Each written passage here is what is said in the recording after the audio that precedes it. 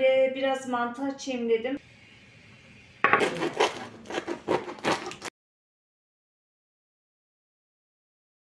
Yeni bir vlogdan kanalıma hoş geldiniz arkadaşlarım. Gördüğünüz gibi mantı yapıyorum.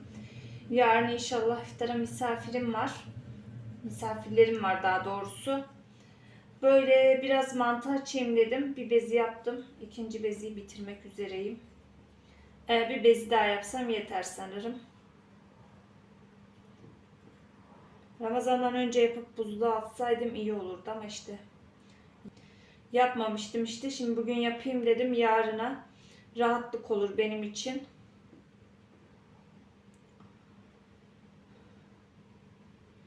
Mukabeleye vardım. Mukabeleye gitmeden hamurumu yoğurdum.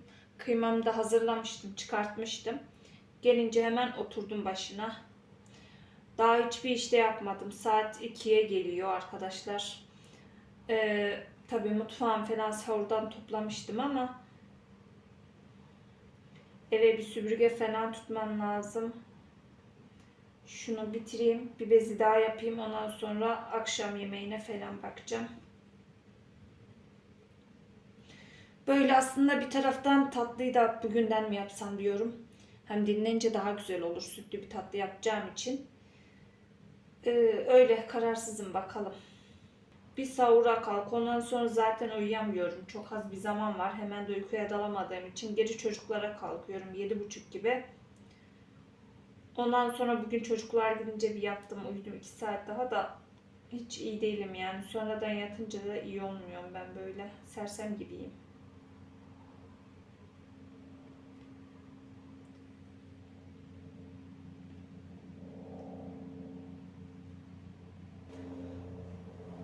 Şöyle hafiften unlayacağım.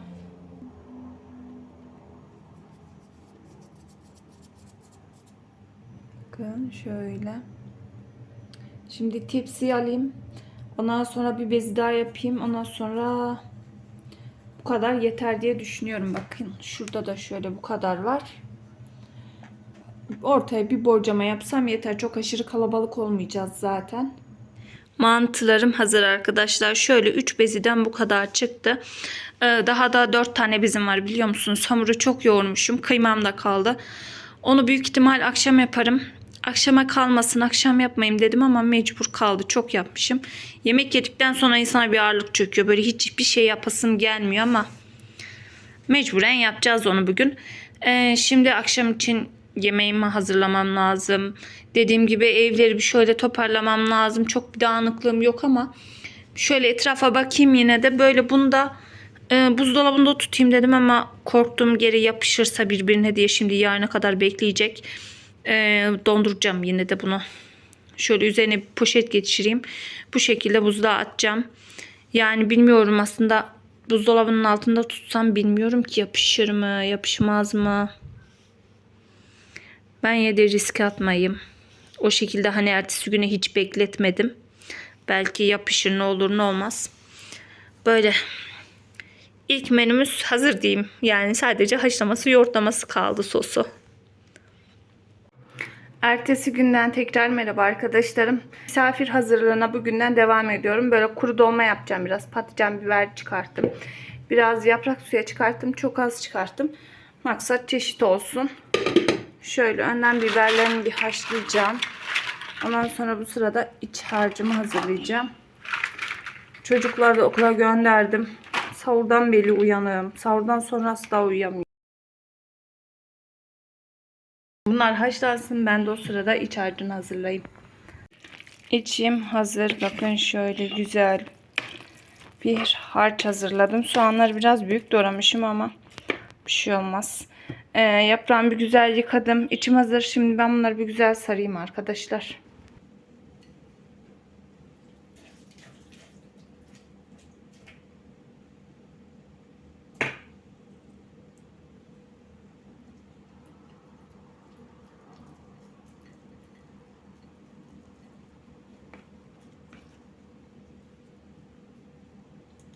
Yapraklar da o kadar küçük ki annem vermişti bunları bana. Sar sar bitmez artık. Hiç de sevmem yaprak sarmayı. Tabii yemesi güzel oluyor. Çocuklar da benim çok sever yaprak sarmayı. Şu saplarını da arkadaşlar ben tencerenin içine atacağım. Çünkü genelde ben sarmayı pişirirken dibine tutturuyorum. O yüzden böyle dibine bolca saplarını koyuyorum ki o zaman kurtarıyorum bir nebze olsun. Yakmadan o kadar emek ediyoruz, yanmasın.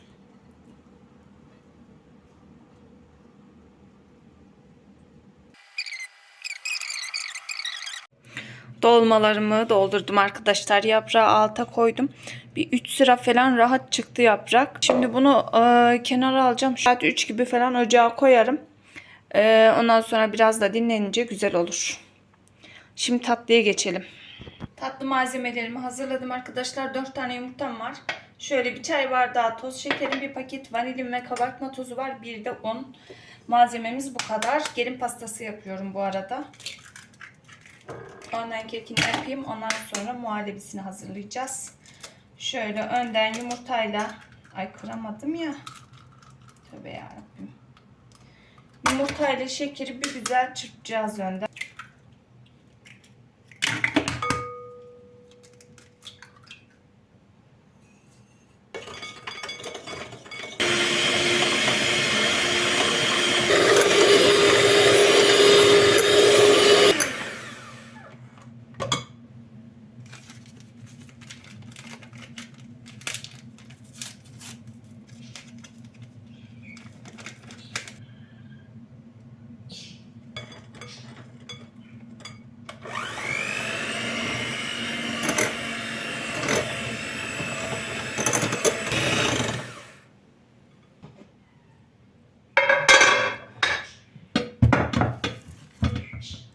Borcamı bir güzel yağladım. Şöyle alıp hemen fırına vereceğim. Fırını açmıştım. Isındı fırınım. Kıvamı yalnız çok güzel oldu.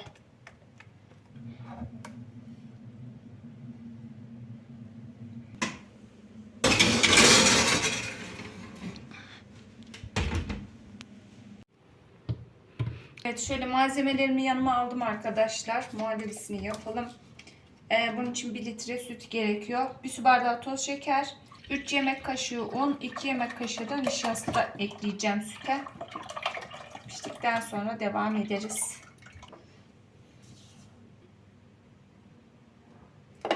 Şöyle 1, 2.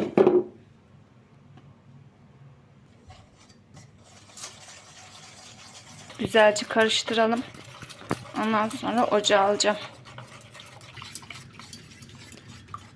Şuna bakar mısınız? O kadar güzel oldu ki çok güzel kabardı, bulut gibi.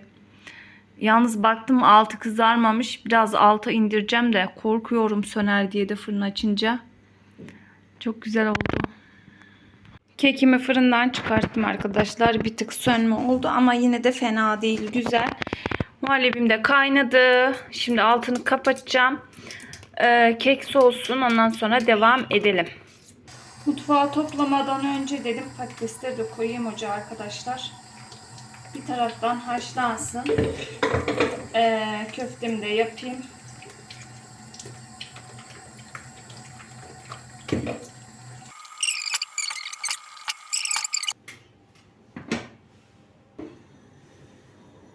Köfteyi yapayım dedim ama daha kıymanın buzu çözülmemiş. Biraz daha var. O zamana kadar ben eve bir süpürge tutacağım. Geçelim köfteye arkadaşlar. Şöyle kıymamı aldım. Şöyle yarım soğanlarım vardı. Onları rendeleyeceğim.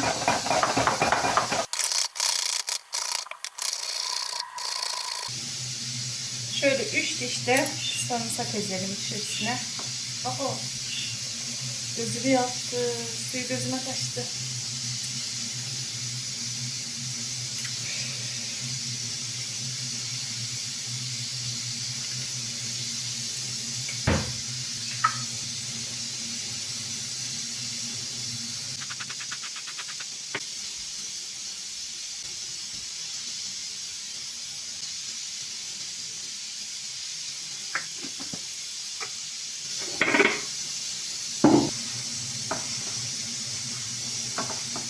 Şimdi şöyle kekimi ıslatıyorum. su bardağı süt kullanacağım.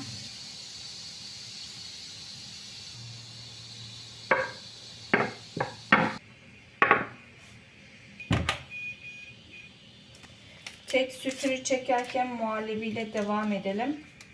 Şöyle bir paket krem şanti ve vanilini ekleyip güzelce tekrar bir çırpacağım.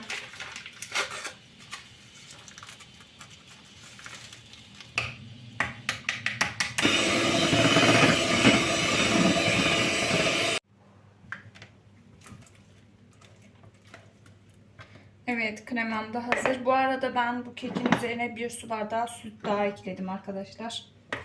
Onu da söyleyeyim, eksik olmasın. Kuru gibi geldi böyle 2 bardak süt ekleyince. Dedim bir daha ekleyeyim, garanti olsun.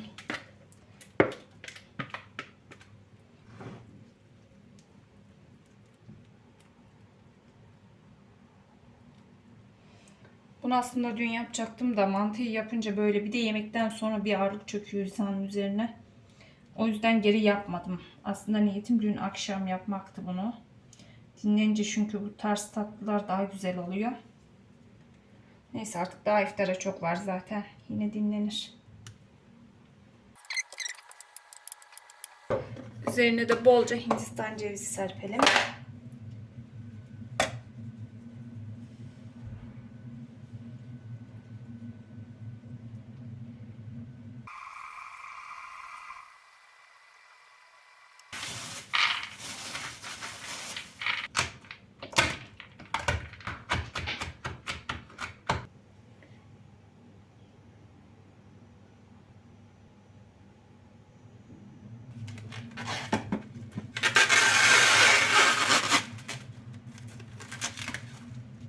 Evet, tatlımız hazır arkadaşlar. Şimdi bunu buzdolabına kaldırıyorum. Çay saatinde görüşürüz. Şimdi patateslerimi şöyle soydum arkadaşlar. Çok sıcaklar. Şöyle biraz içerisine kaşar rendeleyeceğim.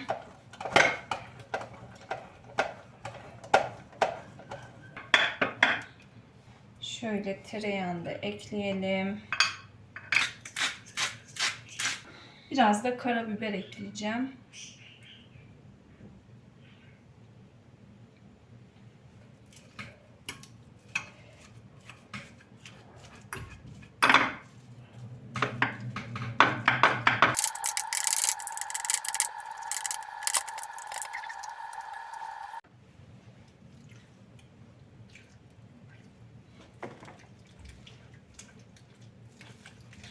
Şöyle tavamı aldım. İçerisine de biraz sıvı yağ ekledim arkadaşlar. Patates pürelerimi güzelce yaydım. Şöyle köftelerimi de yuvalamıştım. Bir kısmı da masanın üstünde. Şimdi bunları birleştirip pişirip ondan sonra patates püresiyle birleştireceğiz.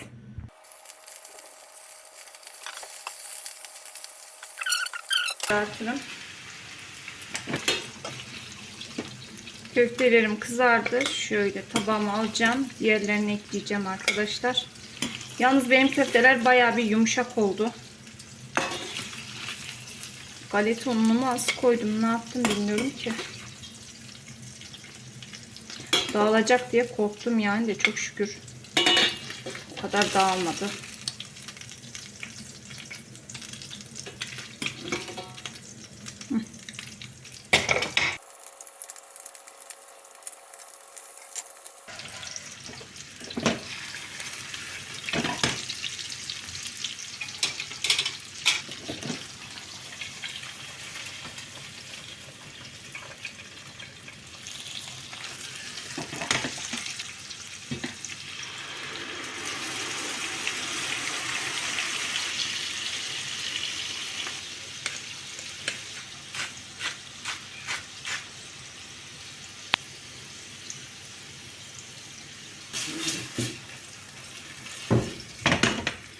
Şöyle 1-2 dakikada bununla kaynasınlar. Ondan sonra patates pürenin üzerine alacağım. Şöyle benim tavaya hepsi üst üste geldiği için, sığmayacağı için bir kısmını aldıktan sonra yapacağım. Dağılır diye korktum arkadaşlar. O yüzden bu şekilde yarım yarım yapıyorum.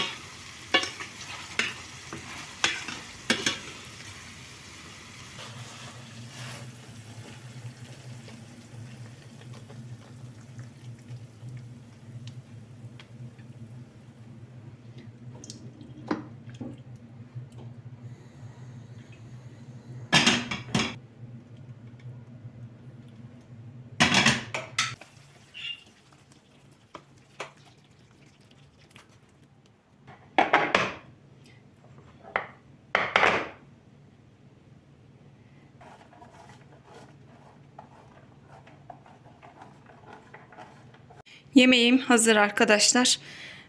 İftara bir yarım saat kala mı veririm bilmiyorum. 40 dakika kala falan fırına veririm. Sadece bunu zaten üzeri kaşar eriyecek. O biraz özleşecek. Bu kadar. Yemeğimiz hazır. Güzel oldu. Umarım güzel olur tadı da. Şimdi üzerlerini streçle kapatıp kaldırayım. Ben bu yemeği aslında küçük güveç kaplarda yapacaktım. Böyle porsiyonluk herkes ama yeterince güvecim yoktu. O yüzden dedim böyle ortaya yapayım. Yoksa porsiyonluk böyle güveçlerde daha güzel durur bu. Ben işlerimi hallettim arkadaşlar. Şöyle artık dolmamı da ocağa koyayım pişsin. Suyunu kaynattım. Pirinci ıslatacağım bir taraftan. Çorbamı da yapayım artık diyorum. Salatamı yapayım. Bu arada saatlerde 3.30'a geliyor. Şöyle üzerine bir tabak kapatayım. İnmeye yakında dediğim gibi zeytinyağını veririm. Tamamdır. Şöyle buzluktan et suyu çıkarttım arkadaşlar. Bu tavuk. Şu da et suyu. Bunu çorbada kullanacağım. Bunu da pilav için çıkarttım.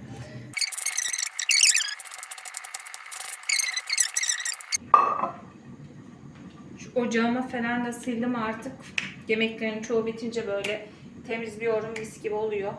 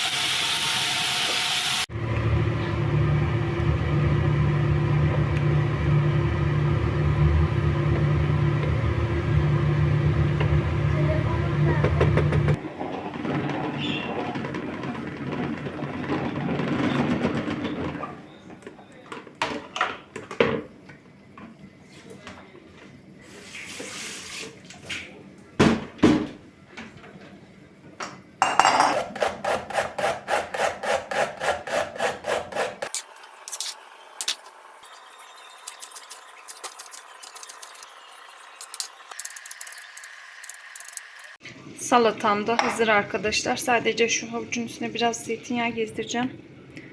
Kararmasın.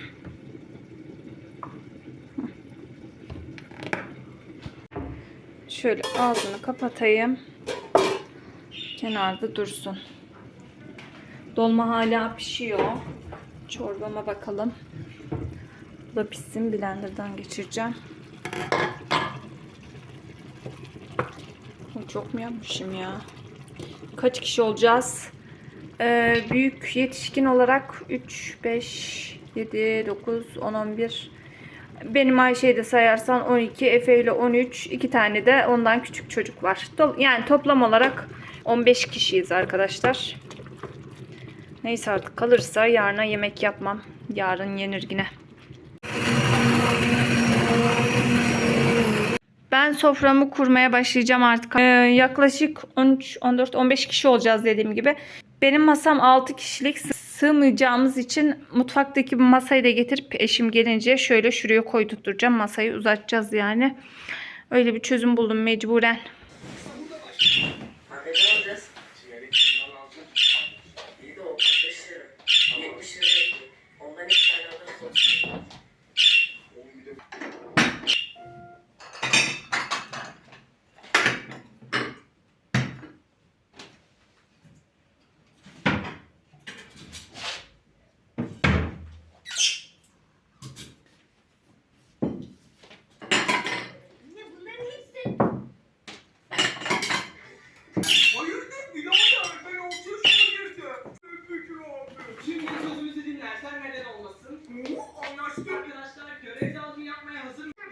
Sofram hazır arkadaşlar. Bu tabaklar dediğim gibi masayı buraya getirince bu tarafa da kuracağım. Şuna bir karabiber doldurayım. Ortaya hurmadır, işte salata falan gelecek. Suları falan daha sonra doldururum. Şimdi erken. Böyle. Benim çorba bereketlendi arkadaşlar. Bir taraftan su ekledim. Umarım daha da koyulmaz. Şöyle kıvam ama bir tık koyu gibi hala. Bilseydim 1,5 bardaktan yapardım. Ertesi güne kalsın istemiyordum. Çünkü benim çocuklar çorbayı pek sevmiyor. Yani çorbayla araları pek yok. O yüzden kalsın istemedim ama çoğaldı. Bilmiyorum. Gerçi tencerem de küçük. En küçük boyda yaptım. Bu 2 litrelik falan galiba. Neyse artık. Böyle şimdi altını kapatacağım. Az daha tekrar su ekledim ya, kaynamasını bekliyorum. Bir kaynasın biraz. Böyle üzerine tereyağı yakacağım, toz biber de. Şurada da dolmamız pişti. Böyle. Bu da dinlensin. Şimdilik işim yok. Biraz dinleneceğim. Salatam hazır zaten. Dediğim gibi hep ezan saati zamanı yapılacak şeyler kaldı. Mantı o zamanı yapılacak. Pilavım var yapılacak. Başka da bir şeyim yok. Sofram da hazır. Yani bir kısmı. Tamamdır. Saatlerde bu arada bakalım 5. 6:40 gibi falan okunuyor ezan galiba. Yani 6 gibi tekrar mutfağa girerim. Pilavımı falan yaparım işte.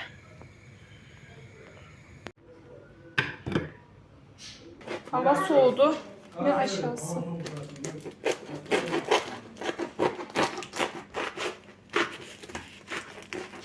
Ay ne güzel koktu.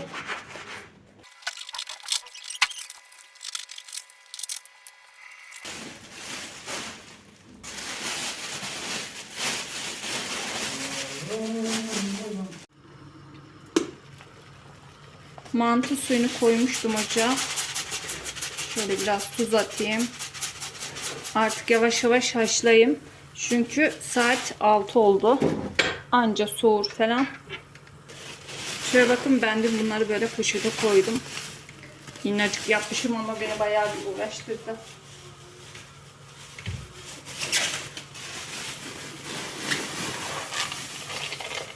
Hadi bismillah.